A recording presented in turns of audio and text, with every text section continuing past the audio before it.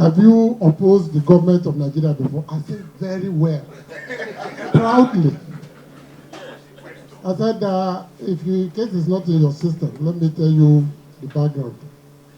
I was a student union leader. We organized Ali Must Go against Obasanjo and Ahmadu Ali. After that, I was secretary of ASU at IFE. We also fought. After that, I was vice chairman and chairman, succeeding Alozio was my chairman at the University of Port Harcourt. And after that, I joined hands with Beko, with Falano, with so many others. I named all of them. And we were chased out of the country, and we continued to fight from there. He said, wait here. He went back to the system, brought back my passport, and said, you can go. I said, this is surprising. That even at this time, so which I was reading Maoga's speech, everything he wrote there is just the truth about where we are and what FF was saying. Though he called it rickety democracy, I like to call it an illiberal democracy. Illiberal democracy has all the trappings of democracy. Periodic elections, a national assembly, so-called separation of powers. You have an electoral commission. You have all kinds of things. But beneath it is the despotism, the arrogance of power, authoritarianism, you name it, it is there. That is what is here. Whether from the constitution, the practice of our politics. I left academics and went into politics, the theory and the praxis. And what I have seen there is not today we will talk about it. I would actually do a book on it. Because the criminality in the political terrain, the gatekeeping, the violence, the demonic and diabolical strategies and tactics to mediate the progress, to mediate the progress of ideas. Not today. You know, I was running for Senate, and then they called me and said, well, some people have decamped, we have to give automatic tickets to the senators who are new, so please go to the House of Reps. I said, no problem. For me, every platform is a platform for struggle. It's an opportunity to serve the people. It is not the position. But what amazed me the most, it was not the first time I've run for governor before, and one man changed the whole thing, is that in running for a legislative position, you don't talk about bills and motions. Don't say, what is this man talking about? Look, is that why you called us here? You have to talk about bridges, about water, about roads, things you know you cannot even do. Because where will you find the money to build a bridge? Even your constituency project, there are 360 people there. There are challenges. Very serious challenges. One, the total de-ideologization of our academic institutions. The clubs that are there now are courts, religious organizations, no longer progressive organizations. The majority of the lecturers, when you call them reactionary, you are praising them actually. Extremely backward, mentally empty. Like Shako Chopa will say, weak-kneed and empty-chested. It enabled no ability whatsoever to conceptualize and analyze issues, not to talk of providing a theoretical roadmap that young people can follow. They don't publish, or they arrange their own journals, which ends in number 1, volume 1. I don't know how people like Odia is surviving there, but that is the reality. So those institutions cannot produce the kind of people that will carry on this struggle. We are getting old. I learned a lot from Professor Yebode. A lot. I didn't attend Unilag, I didn't teach there.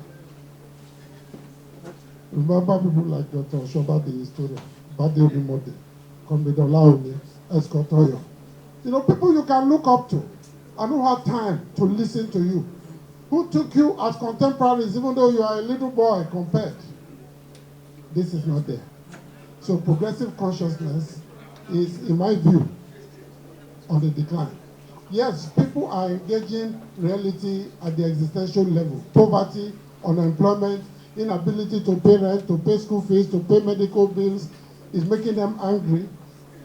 But like we always say in the struggle, the problem is not the revolution. It is the day after. When you have organized the revolution, what do you do the next day? I think Maurice Bishop's example in Grenada should teach us. They mobilized the workers, empowered them, increased their consciousness, the revolution happened. But there was no plan. And the workers simply went and started taking over farms, bringing out the coffins they kept in their farms to bury black workers. I wanted to put the owners of the farms in the coffin. It took time to reorganize. The second issue, which I would like to quickly highlight, is our understanding of the political landscape, if you like, the political terrain in which we are operating. For CDHR, it is, if I'm not mistaken, it's probably one of the very few, handful of progressive organizations where there is ideological consciousness and there is a commitment. There are people I see here who've been here for 10, 15, 20 years. But 99% of political science graduates in Nigeria, if you ask him what is the state, he can't define it. I will tell you probably Ogun State or the Delta State, which one are you talking about? Yet, if you do not understand the state as a social construct, how are you going to dismantle, reconstitute, and reposition and refocus it for democracy and progress? It's not possible. You first must understand what the state represents. And that is a huge challenge for us. Because it's not enough to just go in and march and protest and sloganeer, but to have a tactical and structured understanding of the terrain in which you are struggling and know at what levels you engage in the various levels that Gramsci carefully laid out, whether it's a war of movement, it's underground warfare, or a war of position. Because unless you understand these various terrains, you won't know at what level to engage those who are fighting. Not all of them are bad. I remember Beko and I and a few people met some real bourgeois elements in this Lagos, and they supported our struggle. They said, look, don't call my name, oh, I won't be there when you are protesting. But my friend, I'll give you money, go and do what you are doing, because you are not trying to help me, you're helping my children. And many are realizing that when you build a house and turn it into a personal prison, it's not the way their contemporaries outside are enjoying their wealth. You put a high wall with broken bottles, American barbed wire, a sign, beware of dogs, bulletproof gate, burglary proof, in the motion sensors, in your own house. Even Kirikiri is not as fortified. So this is a bourgeoisie that has imprisoned itself. So the robbers don't come in, they wait at your gate. You open the gate to go in with your car. So they follow you.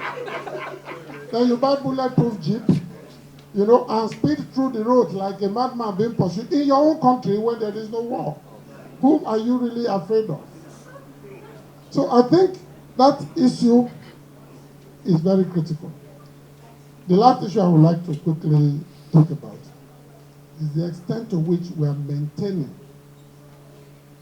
rebuilding the linkages in the days of active struggle. We're still struggling, but because there were a lot of partners that we worked with, a lot of individuals that we worked with. How much are we trying to maintain those links, build on them? Because we cannot assume that because Ali Baba has died, the 40 thieves are harmless. Each of those 40 thieves is as dangerous as Ali Baba. He was just a leader. He was just a leader. And Nigeria, like any other developing, or if you like, underdeveloped country, is a coup-prone society.